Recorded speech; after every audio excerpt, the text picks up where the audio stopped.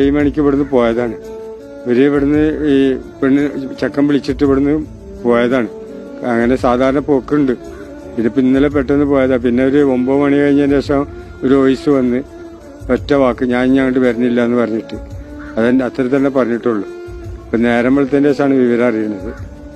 അല്ലാതെ എന്താ ഇതിന് മുന്നേ ഒരു പ്രശ്നം ഉണ്ടായിരുന്നു, അത് പോലീസ് സ്റ്റേഷനിൽ വെച്ചിട്ട് ലോഗിയാക്കിയത്. അസ്സലാമു അലൈക്കും പ്രിയപ്പെട്ട മുഅ്മിനീങ്ങളെ. മക്കളെ ചെറിയ പ്രായത്തിൽ കല്യാണം കഴിപ്പിച്ചയക്കുന്നവരാണോ നിങ്ങൾ? എട്ടും പൊട്ടും തിരിയാത്ത നമ്മുടെ പാവം പോലുള്ള മക്കളെ ഒന്നും നോക്കാതെ കണ്ടവനെ പിടിച്ചേൽപ്പിക്കുമ്പോൾ ഇതൊക്കെ ഒന്ന് അറിയണം, ഇതൊക്കെ ഒന്ന് പഠിക്കണം. നമ്മളൊക്കെ ലാളിച്ച് കൊഞ്ചിച്ച് വളർത്തിയ നമ്മുടെ മക്കളുടെ നല്ലതിന് വേണ്ടിയാണ് ഓരോ മാതാപിതാക്കളും ഇത് ചെയ്യുന്നത് എന്നറിയാം. പക്ഷേ നമ്മൾ ഓരോരുത്തരും പിന്നെ കേൾക്കുന്ന വാർത്ത ഇതുപോലുള്ള നിരവധി വാർത്തകളാണ്. സഹിക്കാൻ പറ്റുന്നില്ല, നെഞ്ചു പൊട്ടിപ്പോവുകയാണ്. ഒരു ഉമ്മ ലാളിച്ച് കൊഞ്ചിച്ച് താലോലിച്ച് വളർത്തിയ മകളെയാണ് ഇങ്ങനെ ഒരു രീതിയിൽ കാണുന്നത്. സ്വയം ഒന്ന് നമ്മളൊന്ന് ചിന്തിച്ചു നോക്കുമ്പോൾ സഹിക്കാൻ പറ്റുന്നില്ല. ഇന്നലെ രാവിലെ കണ്ട ഈ ഒരു 22 വയസ്സുകാരിയുടെ മരണം, ഫാത്തിമ എന്ന ഒരു പൊന്നുമോള് ആ മണൽ തിട്ടയിൽ മരിച്ചു മലർന്നു കിടക്കുകയായിരുന്നു. ആ മൃതദേഹത്തിന്റെ മുഖം മണലിൽ പൂഴ്ത്തിയിരിക്കുകയായിരുന്നു. അവിടെ ഇവിടെയായി ശരീരത്തിന്റെ പല ഭാഗങ്ങളിലും തെരുവ് നായ്ക്കൾ കടിച്ചു പറിച്ച പാടുകളുമുണ്ടായിരുന്നു. അവൻ കൊന്ന് തെരുവ് നായ്ക്കൾക്ക് വലിച്ചയക്കാൻ വിട്ടാണ് ആ പൊന്നുമോളെ അവിടെ ഉപേക്ഷിച്ചു പോയത്. എത്ര നീചമായ പ്രവൃത്തിയാണ് അവൻ ചെയ്തത്! എത്ര ക്രൂരതയുള്ള കൊലപാതകമാണ് ഈ നടന്നത്! ആ നൊന്തു പ്രസവിച്ച മാതാവിന്റെ അവസ്ഥ എന്തായിരിക്കും? ചിന്തിക്കേണ്ടിയിരിക്കുന്നു പ്രിയപ്പെട്ടവരെ, ഒരുപാട് ചിന്തിക്കേണ്ടിയിരിക്കുന്നു. ഇതിപ്പോൾ ഇതുപോലുള്ള കൊലപാതകങ്ങൾ നടക്കാൻ തുടങ്ങിയിട്ട് ഒരുപാട് മക്കളായി ഇതുപോലെ മരണപ്പെട്ടു പോകുന്നത്. അന്വേഷിക്കുമ്പോൾ പുതിയാപ്പിളക്ക് മയക്കുമരുന്നിന്റെ ലഹരിയുടെ അടിമ. ഇതിനെ നമുക്ക് തടയിടാനൊന്നും സാധിക്കില്ല.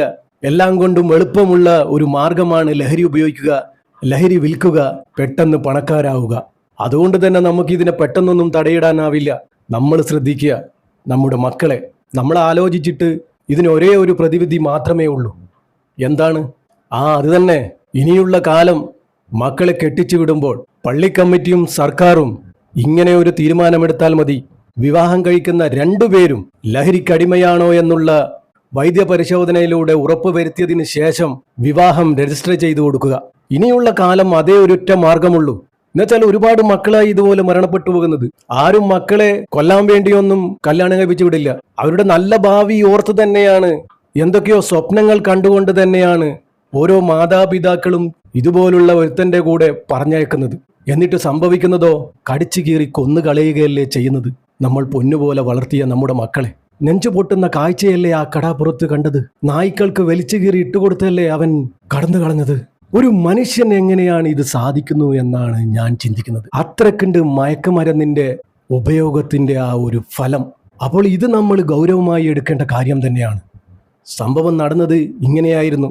വളരെ പാവപ്പെട്ട കുടുംബമായിരുന്നു 2 പേരുടെയും, ഫാത്തിമയുടെയും മുഹമ്മദിന്റെയും. വളരെ സാധാരണ കുടുംബം. സർക്കാർ നൽകിയ ഒരു ഫ്ലാറ്റിലാണ് ഇവർ താമസിക്കുന്നത്. 1.5 വർഷം മുമ്പാണ് ഫാത്തിമയുടെയും മുഹമ്മദിന്റെയും വിവാഹം കഴിയുന്നത്. കഴിഞ്ഞ 4 മാസത്തിനിടയിൽ പല തവണകളായി ഇവർക്കിടയിൽ തർക്കങ്ങളുണ്ടായിരുന്നു. തർക്കങ്ങൾ സ്റ്റേഷനിലെത്തി പരിഹരിക്കാറാണ് പതിവ്. ഇവൻ ലഹരിക്കടിമയാണ്, അതിനു പുറമെ വലിയൊരു സംശയക്കാരനുമാണ്. സംശയം എന്നൊരു രോഗമാണ്, ചികിത്സയില്ലാത്ത രോഗം. ഇതുപോലെ ഒരുപാട് മക്കൾ ബലിയാടായിട്ടുണ്ട് സംശയരോഗം കാരണം. അങ്ങനെ സംസാരിക്കാനും കാറ്റുകൊള്ളാനുമായി ഈ ഭാര്യ ഭർത്താക്കന്മാർ ബീച്ചിലേക്ക് പോയതായിരുന്നു ഇന്നലെ. ആ ചെറിയ 4 മാസം പ്രായമുള്ള ആ ചെറിയ കുഞ്ഞിനെ വീട്ടിൽ ഉറക്കി കിടത്തിയാണ് പോയത്. അങ്ങനെ ബീച്ചിൽ നിന്നും അതിശക്തമായ തർക്കമായിരുന്നു അവിടെ ഉണ്ടായത്. ഇവർ തമ്മിലുള്ള തർക്കം അങ്ങനെ രൂക്ഷമായി. അങ്ങനെയാണ് ഷാൾ മുറുക്കി ഇവൻ തീർത്തു കളഞ്ഞത്.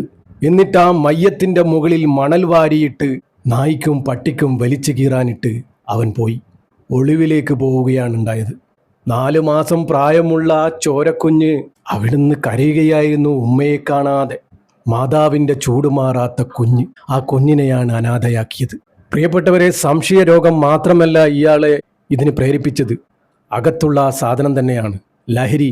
ഒന്നും അറിയാത്ത ആളുകളാണ് ഇതിൽ പെട്ടുപോകുന്നത്. മൂക്കിനരികിലൂടെ ഒന്ന് പോയാൽ മതിയത്രേ ഇതിനടിമയാകാൻ. ഇത് ഏറ്റവും കൂടുതൽ ഉപയോഗിക്കുന്നത് ചെറിയ മക്കളാണ്. ഒന്നും അറിയാത്ത പാവം മക്കൾ ഇതിൽ അകപ്പെട്ടു പോവുകയാണ്. പാവം പോലത്തെ മക്കളെയാണ് ഇതിൽ അകപ്പെടുത്താൻ ഏറ്റവും എളുപ്പം. ആദ്യമൊക്കെ ഫ്രീ ആയി നൽകും, പിന്നെ അത് കിട്ടാതെ വരുമ്പോൾ പല ഉപദ്രവങ്ങളും തുടങ്ങും. അങ്ങനെയാണ് പണത്തിന് വേണ്ടി പരക്കപ്പായുന്നതും മാതാപിതാക്കളെ കൊല്ലുന്നതും.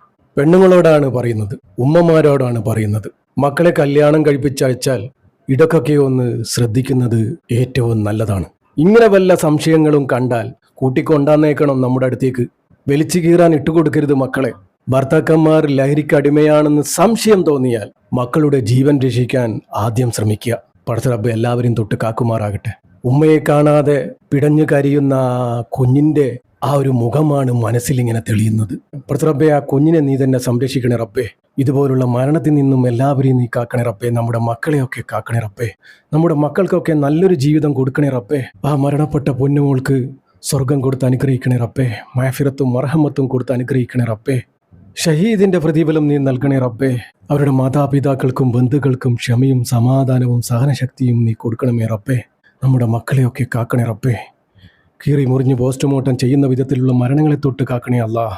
പ്രിയപ്പെട്ടവരെ, മരണപ്പെട്ട ഈ പൊന്നുമോൾക്ക് വേണ്ടി എല്ലാവരും ദുആ ചെയ്യുക. പറ്റുന്നവരൊക്കെ യാസീനും ഫാത്തിയും മോദി ഹദിയ ചെയ്യുക.